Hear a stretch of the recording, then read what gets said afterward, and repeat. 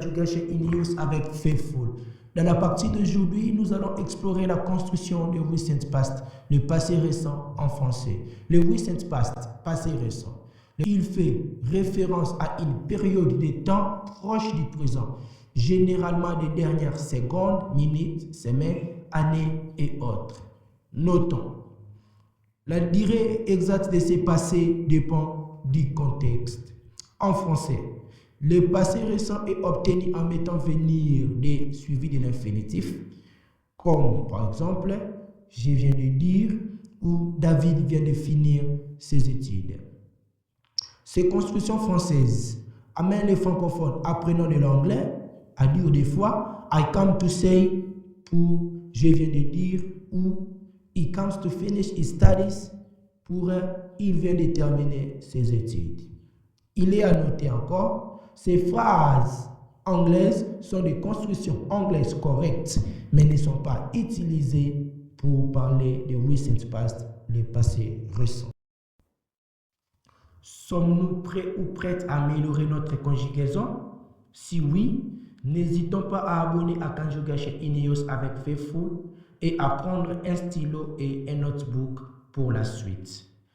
Pour parler de recent past, le passé récent en anglais, nous utilisons quelques temps, notamment le participe tense.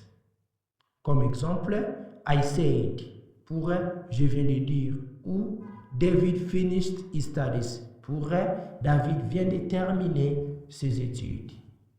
Il n'y a rien à se casser la tête pour exprimer ou faire référence à une action qui vient de se passer en utilisant le simple past, car même une seconde avant le présent et au passé.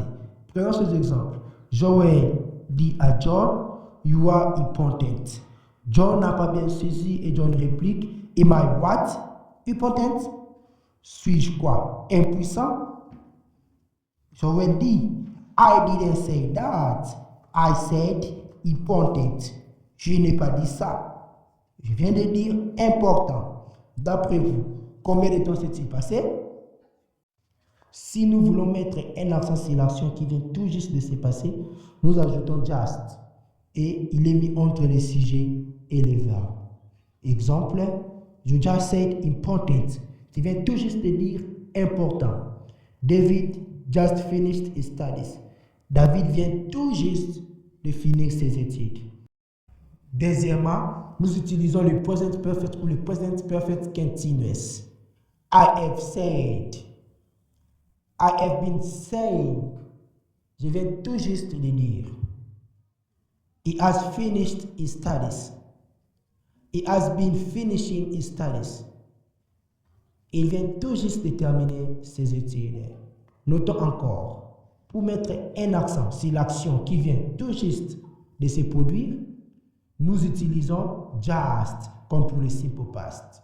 Mais ici, le just est placé après le premier auxiliary, donc have. You have just said important. Tu viens tout juste de dire important. David has just finished his studies. David vient tout juste de terminer ses études.